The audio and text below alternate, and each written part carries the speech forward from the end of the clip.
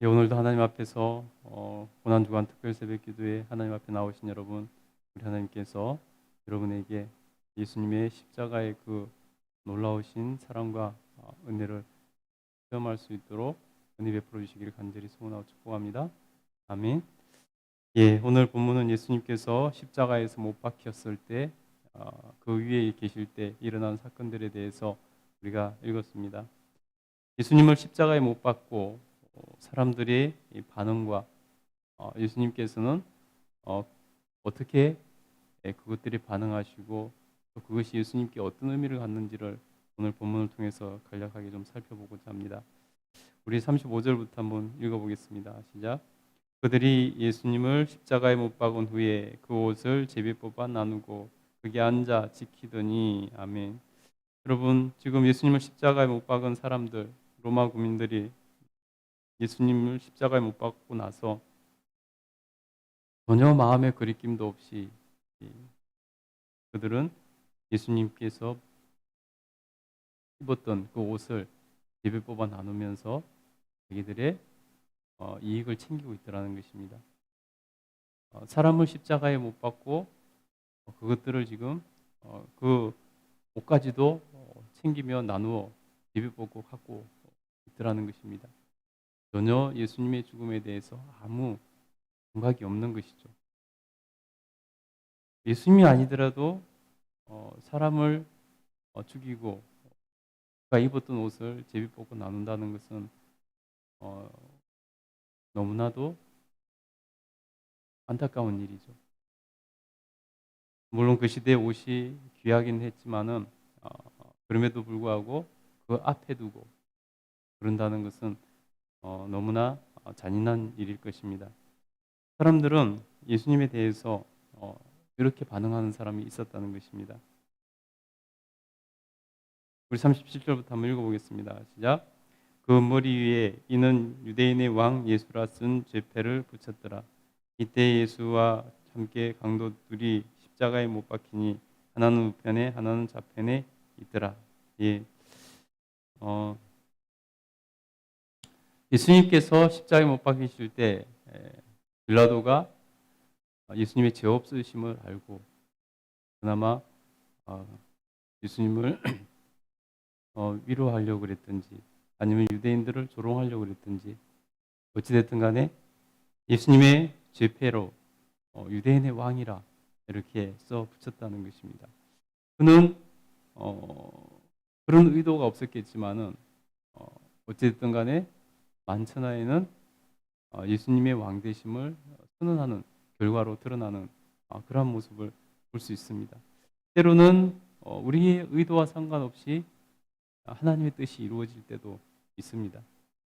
오늘 빌라도가 쓴 죄패를 통해서 우리가 그것을 또한 알 수 있다는 것입니다. 예수님께서 십자가에 못 박힐 때 강도와 둘이 함께 못 박혔는데 좌우편에 이렇게 못 박혔더라라고 말씀하고 있습니다. 그들도 뒤에 보면은 예수님을 이렇게 인정하지 않고 버리는 것을 볼 수 있습니다. 우리 계속해서 한번 읽어보겠습니다. 39절부터 읽겠습니다. 시작. 지나가는 자들은 자기 머리를 흔들며 예수를 모욕하여 이르되 성전을 헐고 사흘에 짓는 자여 네가 만일 하나님의 아들이거든 자기를 구원하고 십자가에서 내려오라 하며 그와 함께 대제사장들과 서기관들과 장로들과 함께 희롱하여 이르되 그가 남은 구원하였으되 자기는 구원할 수 없도다. 그가 이스라엘의 왕이로다. 지금 십자가에서 내려올지어다. 그리하면 우리가 믿겠노라. 그가 하나님을 신뢰하니 하나님이 원하시면 이제 그를 구원하실지라. 그의 말이 나는 하나님의 아들이라 하였도다 하며 함께 십자가에 못 박힌 강도들도 이와 같이 욕하더라. 아멘. 예수님께서는 지금 철저하게 십자가에서 박혀 돌아가시는 가운데도 사람들에게 버림받고 있다는 것을 볼 수 있습니다. 십자가에 예수님을 못 박은 로마 군인들도 또 그곳에 모인 많은 수많은 사람들도 예수님을 지금 버리고 있는 거죠. 조롱하면서 버리고 있습니다. 그들이 예수님을 모욕하면서 성전을 사흘 만에 짓는 자여, 네가 만약 하나님의 아들이거든 자기를 구원하라. 네가 하나님의 아들이면서 어떻게 너는 그 모양이냐? 너 하나도 스스로 감당하지 못해서 십자가에서 지금 죽어가고 있지 않느냐? 이렇게 비난하면서 예수님을 버리고 있다는 것입니다. 여러분, 세상 사람들은 예수님에 대해서 한결같이 이런 모습을 여전히 보이고 있습니다. 우리 시대에도 마찬가지입니다. 예수님을 모르는 사람들은 예수님을 비난하고 버리고, 또 그것을 마치 설화처럼, 옛날 이야기처럼, 그냥 옛날 동화책에 나오는 그러한 이야기처럼 치부를 하고 넘어간다는 것입니다. 그들은 최소한의 역사적 사실조차도 인정하려고 하지 않는 그러한 모순된 모습을 보이죠. 그래서 이순신 장군이나 세종대왕이나 이런 분들의 역사는 믿으면서 수많은 기록을 가지고 있는 예수님에 대한 기록들조차, 역사적인 사실조차도 인정하지 않으려고 드는 것이죠. 여러분, 세상은 늘 하나님을 대적하는 쪽으로 움직입니다. 그것에 대해서 우리가 실망할 필요 없고, 우리가 그것에 대해서 또 우리는 그들에게 증명해야 될, 삶으로 증명해 보이는 그런 지혜로운 삶을 살아야 될 것입니다. 오늘 심지어는 대제사장들도, 서기관들과 장로들도 함께 예수님을 희롱합니다. 그들의 말이 과관입니다. 우리 42절 보면요, 그가 남은 구원하였을 때 자기는 구원할 수 없도다. 그가 이스라엘의 왕이로다. 지금 십자가에서 내려올지어다. 그리하면 우리가 믿겠노라. 우리가 복음을 전하다 보면은 예수님을 보여달라든지 뭐 이런 소리를 하면서 그러면 믿겠다고, 이런 말도 안 되는 소리를 하는 사람들이 있습니다. 그때나 이제나 마찬가지입니다. 성경은 죽은 자가 다시 살아나서 증거해도 안 믿을 사람은 안 믿을 것이다 라고 말씀하고 있습니다. 말씀을 믿지 않는 사람은 죽은 자가 살아나도 믿지 않을 것이라고 성경은 말씀하고 있다는 거죠. 그것이 현실입니다. 그러니 여러분, 우리가 예수님을 믿는 것이 얼마나 큰 은혜고 얼마나 큰 복인지 우리는 알아야 된다는 것입니다. 우리가 예수님을 영접하고 예수님을 구주로 믿고 예수님을 따르고 구원의 완성을 위해서 하루하루 나가는 것, 이것이 우리에게 얼마나 큰 은혜인지, 예수님의 십자가가 없었다면 우리는 이런 은혜를 누릴 수가 없는 것이죠. 심지어 대제사장들도 이렇게 하나님의 이름을 들먹거리면서 예수님을 조롱하고 예수님을 메시아를 버리고 있다는 것입니다. 예수님께서는 그들에게조차도 하나님을 가장 잘 믿는다고, 앞장서서 믿는다고, 백성을 이끈다고 하는 그런 대제사장들, 서기관들, 장로들에게조차도 예수님은 지금 버림받고 있다는 것입니다. 여러분, 그래서 예수님께서는 뭐라고 말씀하십니까? 예수님께서 운명하시기 전에 제9시쯤에 소리 지르서 말씀하시지 않습니까? 우리 45, 46절 한번 읽어보겠습니다. 읽겠습니다. 시작. 제6시부터 온 땅에 어두움이 임하여 제9시까지 지속되더니 제9시쯤에 예수께서 크게 소리질러 이르시되 엘리 엘리 라마 사막다니 하시니 이는 곧 나의 하나님 어찌하여 나를 버리셨나이까 하는 뜻이라. 예수님께서는 십자가에서 죽으시면서 참 고통스럽게 느끼신 게 뭐냐면 바로 버림받았다는 것에 대한 고통이었습니다. 십자가에 못 박히셔 그 상처로도 고통스럽겠지만은 예수님께서는 십자가상에서 그 고통에 대해서 말씀하시지는 않습니다. 그러나 예수님께서 지금 우리를 구원하시기 위해서 모든 사람들에게 다 버림받고 있는 모습을 보여주시고, 심지어 하나님께서조차도 그를 버림받음에 내어 놓으셨다는 것입니다. 그래서 예수님께서 엘리 엘리 라마 사박다니 하나님 나의 하나님 나의 하나님 어찌하여 나를 버리셨나이까. 내가 왜 이렇게 버림받는 고통을 당하게 하십니까? 라고 말씀하고 있다는 것입니다. 여러분 우리는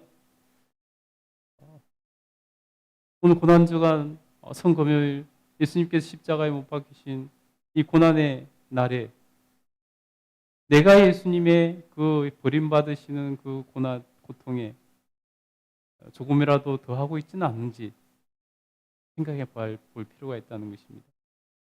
나 때문에 예수님께서 내가 예수님 자녀답게 살지 못해서 예수님의 제자답게 살지 못해서 내가 그리스도인답게 살지 못해서 예수님께서 나 때문에 버림받았다는 느낌을 조금이라도 또 더 받고 계시지는 않는지 우리 생각해 봐야 된다는 거죠.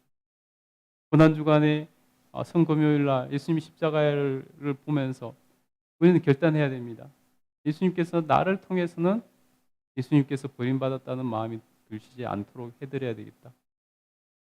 그런 결단을 했으면 좋겠습니다. 그러기 위해서 우리가 더욱더 기도하고 예수님께 가까이 나가고 더욱더 예수님 십자가 붙들고 살아가는 그런 삶을 살았으면 좋겠습니다. 그리고 예수님께서는 다시 한번 크게 외치시고 영원히 떠나가시더라라고 말씀하고 있습니다. 예수님이 죽으심으로 하나님과 우리의 관계에 범위 같던 것, 그래서 가로막혔던 것, 하나님과 우리를 분리해 놓고 있던 것, 그것이 제거되는 것을 볼 수 있습니다. 우리 51절 한번 보겠습니다. 읽겠습니다. 시작. 이에 성소 휘장이 위로부터 아래로 찢어져 둘이 되고 땅이 진동하여 바위가 터지고 무덤이 열리며 자던 성도들의 몸이 많이 일어나되 예수님의 부활 후에 그들이 무덤에서 나와서 거룩한 성에 들어가 많은 사람에게 보이니라. 예, 예수님께서 십자가에 죽으심으로 우리의 구원을 하나님과 우리의 관계와 회복을 상징적으로 보여주는 일들이 이렇게 일어나는 것을 볼 수 있습니다. 하나님과 우리 사이를 막고 있던 땅이 찢어져서 두 조각이 나고 땅이 진동하고 바위가 터지고 그래서 하나님 앞에서 정말 무덤에서 자던 자들이 다시 몸이 일어나고 예수님이 부활하신 후에 그들이 다시 따라 부활하여 일어나서 많은 사람들에게 우리의 부활의 모습을 이렇게 보여주는 우리가 앞으로 부활될 그 모습을 미리 보여주는 그런 예표들을 보여주셨다는 것입니다. 여러분 예수님의 십자가를 보면서 우리는 항상 부활을 생각해야 됩니다. 예수님 십자가에서 죽으시는 것 끝나는 것이 아니라 부활하심으로 승리하셔서 우리의 참 구주가 되셨다는 것 그것이 중요합니다. 여러분 우리가 이 땅에 살면서 죽음만 생각하면 소망이 없잖아요. 우리는 늘 십자가를 바라보면서 함께 예수님의 부활을 바라봐야 되는 것이고 우리의 부활을 바라보면서 삶을 살아야 됩니다. 부활을 생각하지 않고 삶을 살아가면요 우리의 신앙은 전진이 일어나지 않습니다. 통화가 일어나지 않습니다. 신앙생활 한다고 하면서 부활을 생각하지 않으면 늘 세상에 사로잡혀 세상의 방법으로 세상 사람들과 똑같이 살아갈 수밖에 없습니다. 그러나 우리가 부활을 바라보면서 부활 이후의 삶을 바라보면서 부활의 영광을 바라보면서 살아가면 우리는 세상과 구별된 거룩한 삶을 살 수 있게 된다는 것입니다. 초대교회 때 가장 많이 선포되는 말씀이 뭐였냐 바로 부활의 사건이었습니다. 부활에 대해서 선포했습니다. 그만큼 부활이 중요하고 그만큼 부활이 우리의 기쁨과 영광을 주는 그러한 사건입니다. 오늘 우리가 예수님께서 십자가에 죽으신 성금요일 이 고난의 십자가의 날 우리가 예수님께 더 가까이 나가기를 간절히 소원합니다. 기도하겠습니다.